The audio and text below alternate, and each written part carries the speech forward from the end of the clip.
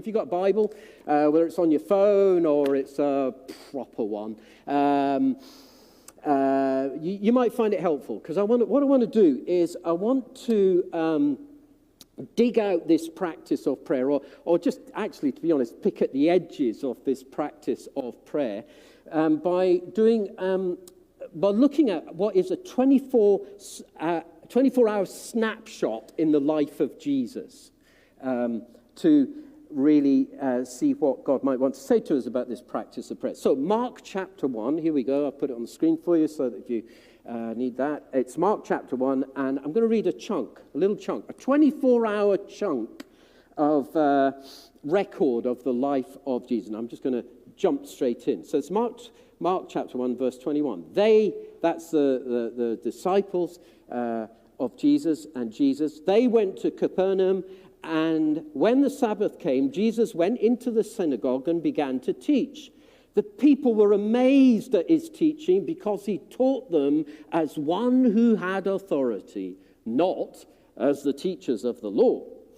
Just then, a man in their synagogue who was possessed by an evil spirit cried out, "What do you want with us, Jesus of Nazareth? Have you come to destroy us? I know who you are, the Holy One of God." "Be quiet," said Jesus sternly. "Come out of him." And the evil spirit shook the man violently, and he came out of him with a shriek. The people were all amazed, so that they asked each other, "Who is this?" New teaching. What is this? And with authority. He even gives orders to evil spirits, and they obey him. News about him spread quickly, of course, over the whole region of Galilee. As soon as they left the synagogue, they went with James and John to the home of Simon and Andrew. Simon's mother-in-law was in bed with a fever, and they told Jesus about her.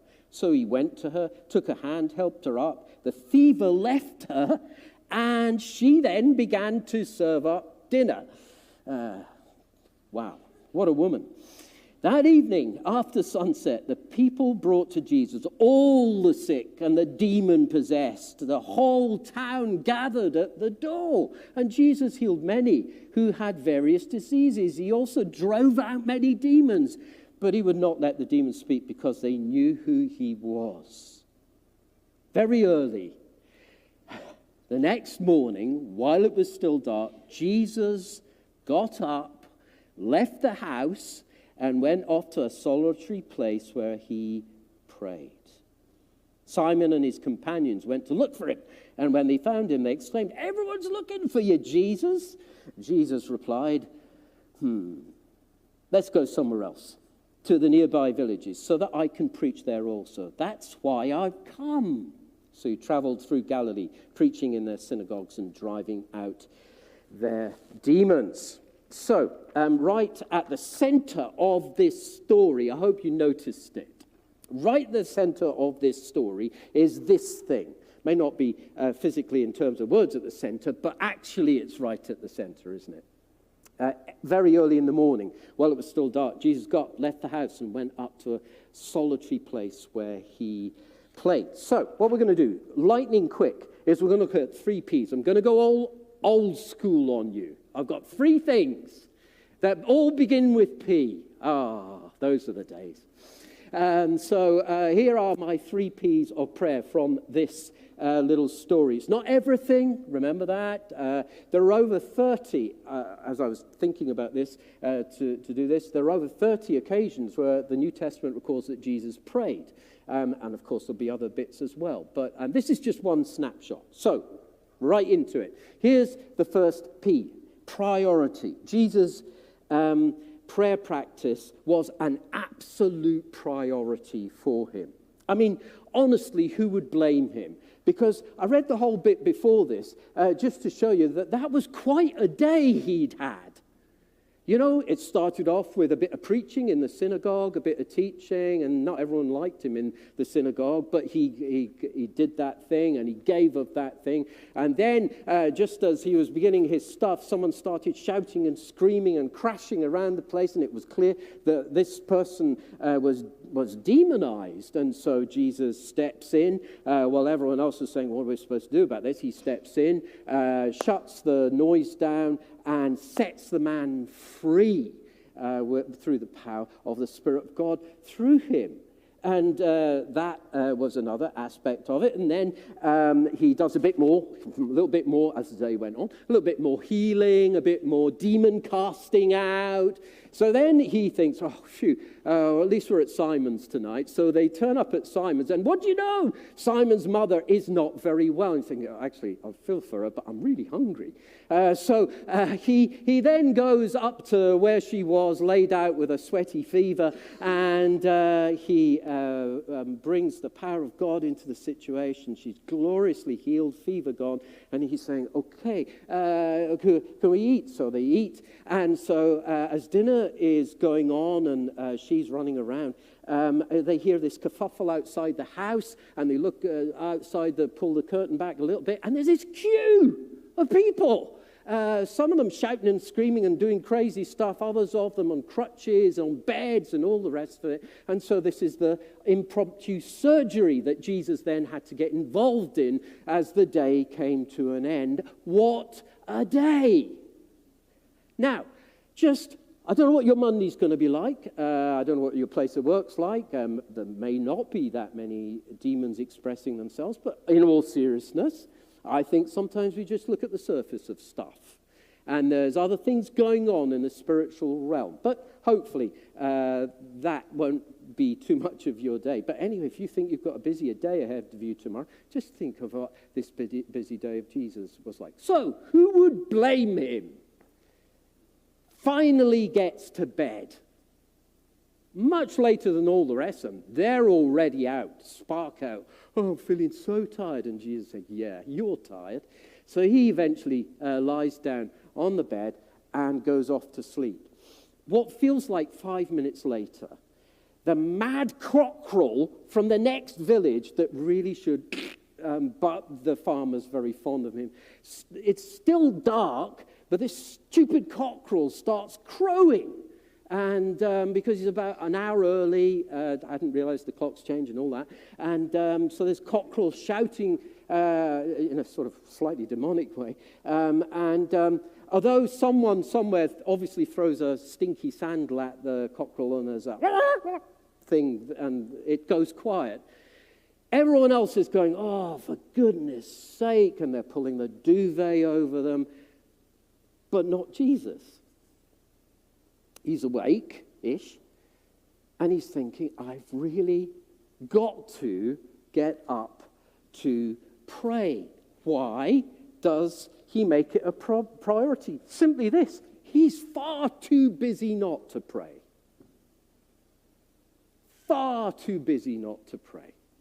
Sometimes we say, I haven't got time to spend time with God or get involved in a practice of prayer, even on a short line. We're just too busy, got to get out the door, traffic's bad in Aylesbury, isn't it just? It goes. But for Jesus, he got it.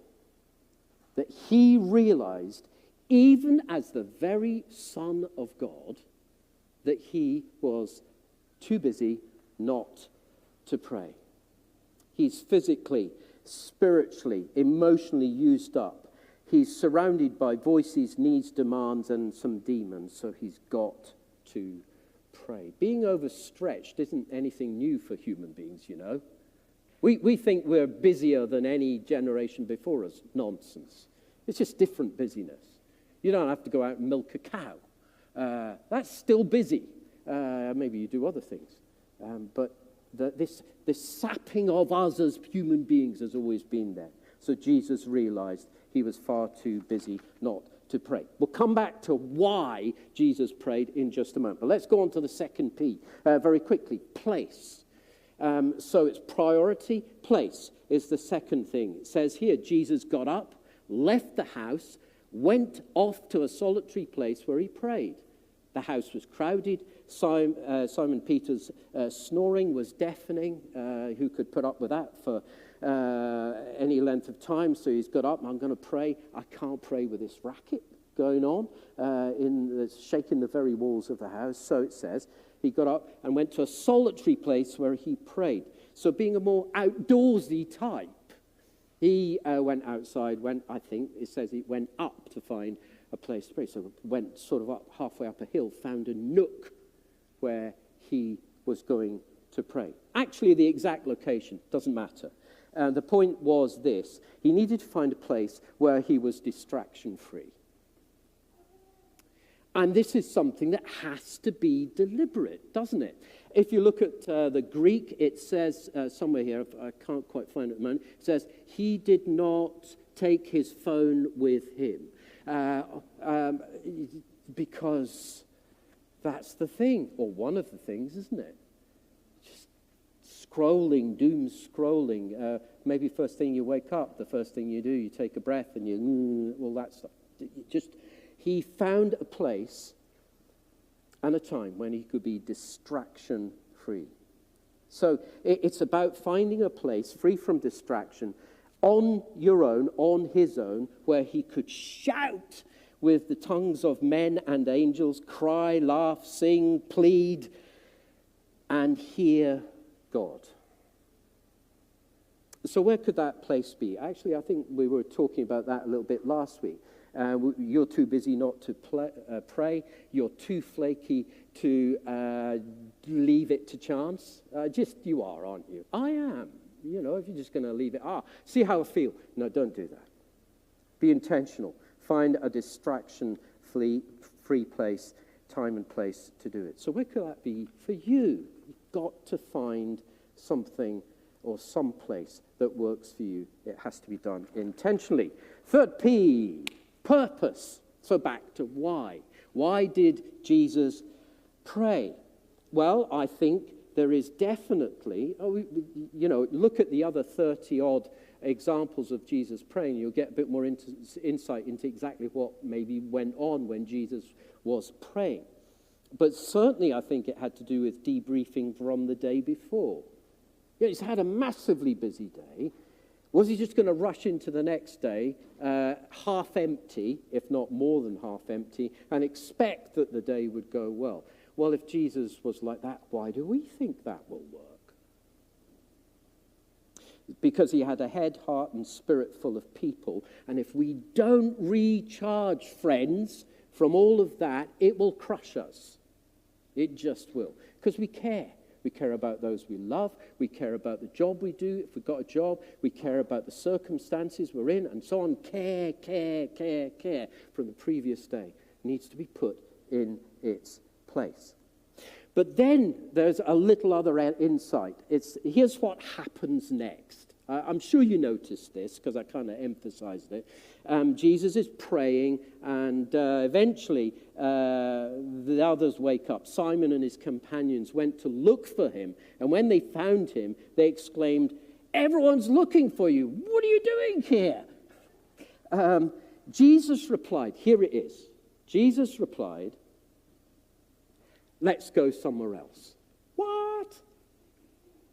There's all these people. There's all the leftovers from, there's a queue from last night still, and actually there's people coming up the hill to the house, and there's lots more people who need your prayers. There's lots more people who need your healing. There's lots more stuff for you to do right here around this house. But somehow, something happened in his time with God which gave him insight. I think in life, very often things aren't the way they should be, not because we're involved in doing good things. I think very often in life, things go slightly wrong because we're not doing the best things. How do you discover the difference between the good and the best? Partly that comes in spending time alone with God, stepping back deliberately to hear what he's got to say, hearing his Spirit speak to us about what's the best for you today. And that's what Jesus did. So he rediscovered his purpose. He says, This is why I have come. So, there's a bit of purpose there, but here's my punchline, here's the finishing up thing as well. Rounding things off, I think there's a further profound purpose of why in Jesus' prayer practice. I think it's simply presence. I think it's simply presence. He prioritized finding a place where he could just spend time with his Father. It's a bit like Jenny was saying, and in the practice of grounded, where there is a moment of quiet. And what happens in that moment of quiet? It's an opportunity for God to say what he thinks about us. We fear that when we do that, he will go through his list of things he doesn't like about you, which is usually a list of things we don't like about ourselves, actually. But what was Jesus doing? And I admit this is conjecture. I think maybe in these moments of just being in the presence of his Father, it takes him back perhaps to the start, which is this. When all the people were being baptized, Jesus was being baptized too, and as he was praying, heaven was opened, and the Holy Spirit descended on him in bodily form like a dove, and a voice came from heaven and said, hang on, "You are my Son, whom I love. With you I'm well pleased." It's very modern, that is. I'm well pleased with you. And above everything this week, friends, if we start this moment of prayer, what it's really about is actually having an opportunity for God to tell you how pleased he is with you. Liz talked about how we want to create a guilt-free zone. And actually our prayers, because of the work of Jesus in our lives and the stuff already done and dusted once and for all, in grace, what Jesus wants to give to us is what he got from the Father. I'm really pleased with you. Before you start this day, this is what you need to know. You're my son. You're my daughter. That really counts for something. And I'm very, very pleased with you.